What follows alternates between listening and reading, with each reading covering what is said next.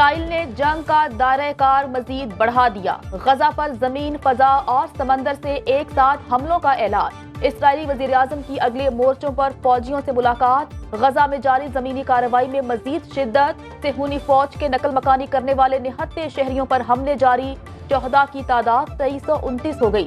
شہداء میں 724 بچے اور 458 خواتین شامل۔ اسپتال لاشوں اور زخمیوں سے بھر گئے۔ 4 لاکھ سے زائد فلسطینی بے گھر۔ اسرائیل کا حماس کمانڈر بلال القدیرہ اور دیگر جنگجوؤں کی شہادت کا دعویٰ۔ امریکہ کا اسرائیل کی مدد کے لیے ایک اور طیارہ بردار بحری بیڑا بھیجنے کا اعلان۔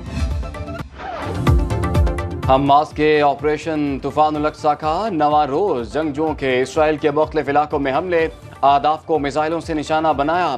286 فوجیوں سمیت 1300 سے زائد اسرائیلی ہلاک ہو چکے۔ حزب اللہ کا بڑے پیمانے پر کارروائیوں کا اعلان۔ چچنیا سے بھی جنگجو پہنچنے کا امکان۔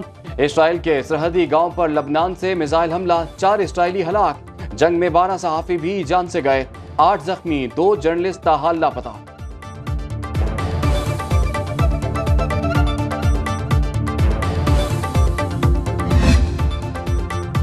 مشرق وسطی میں جنگ بندی کے لیے سفارتی کوششیں۔ سعودی ولی عہد محمد بن سلمان سے امریکی وزیر خارجہ اینٹنی بلنکن کی ملاقات۔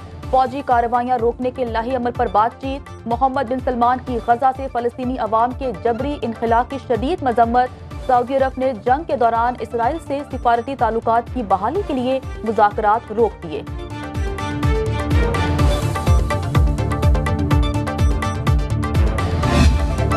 غزہ میں نہتے شہریوں پر بمباری اور غیر قانونی معاشرہ قابل مذمت۔ اسرائیل فلسطینیوں کی نسل کشی کر رہا ہے۔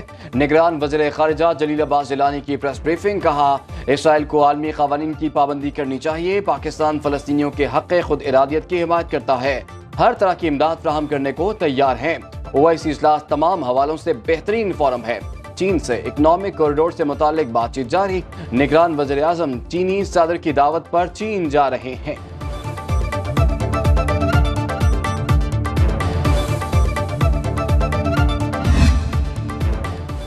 ملک بھر میں مذہبی سیاسی جماعتوں کا فلسطینی بہن بھائیوں سے اظہار یکجہتی۔ جماعت اسلامی کے زیر اہتمام شہر شہر فلسطینیوں کے حق میں جلسے، جلوس اور ریلیاں۔ شارع فیصل کراچی پر سراج الحق کی قیادت میں مارچ۔ مظاہرین کا عالمی دنیا سے اسرائیلی مظالم بند کرانے کا مطالبہ۔ جماعت اسلامی نے 17 اکتوبر کو اسلام آباد میں آل پارٹیز کانفرنس بلا لی۔ تحریک نوجوانان پاکستان، سنی تحریک اور دیگر تنظیموں کی بھی ریلیاں۔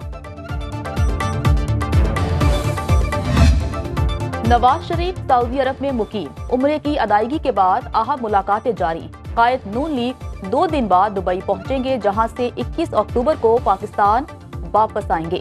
تاریخی استقبال کے لیے شہباز شریف اور مریم نواز سرگرم۔ مینار پاکستان پر جلسے اور انتخابی منشور کو حتمی شکل دے دی گئی۔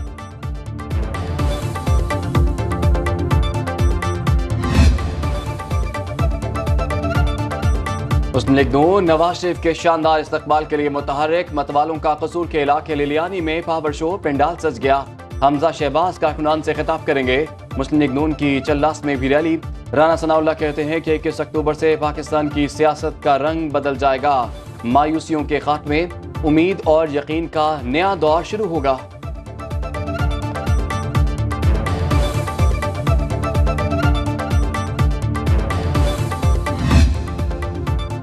مہنگائی کے مارے عوام ریلیف کے منتظر۔ پیٹرولیم مصنوعات کی نئی قیمتوں کا اعلان آج ہوگا۔ پیٹرول 36، ہائی سپیڈ ڈیزل 19 روپے لیٹر سستا ہونے کا امکان۔ نگران حکومت اوگرا کی سمری پر قیمتوں کا حتمی فیصلہ کرے گی۔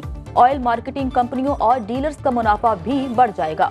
مجموعی طور پر کمپنیوں کے منافع میں 88 پیسے فی لیٹر اضافہ ہوگا۔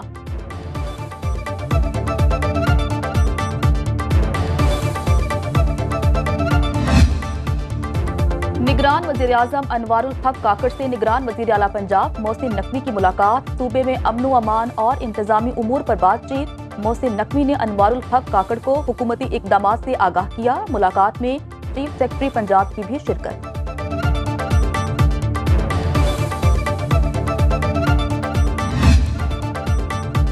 کرکٹ ورلڈ کپ کی سب سے جاندار کوریج صرف سنو نیوز پر۔ خصوصی ٹرانسمیشن میں دیکھیے لیجنڈ کرکٹر عاقب جاوید اور رمیز راجہ کے ماہرانہ تجزیے اور دلچسپ तबसरे। आकिब जावेद कहते हैं कि अफसोस पाकिस्तानी टीम ने जीतने की कोशिश ही नहीं की।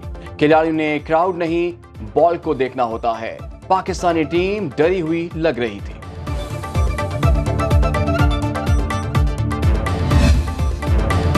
मुल्क के मुख्तलिफ इलाकों में बारिश का सिलसिला जारी। खैबर पख्तूनख्वा और आज़ाद कश्मीर में मूसलाधार बारिश। इस्लामाबाद और लाहौर समेत मुल्क के बेशतर इलाकों में 17 अक्टूबर से मजीद बारिश की पेशगोई। बालाई इलाकों में पहाड़ों पर बर्फबारी।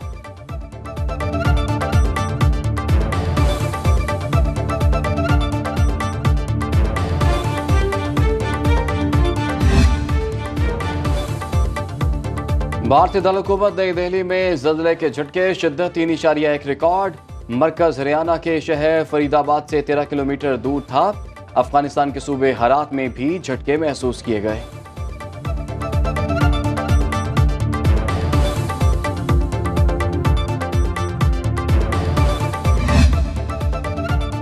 पाकिस्तान समेत दुनिया भर में सफेद छड़ी का दिन। सदर पाकिस्तान डॉक्टर आरिफ अलवी ने पैगाम में कहा, सफेद छड़ी का दिन मनाने का मकसद बेनाई से महरूम अफराद की जानिब मुआशरे की इज्तिमाई जिम्मेदारी की याद दहानी कराना है। हाथ धोने का आलमी दिन भी आज मनाया जा रहा है।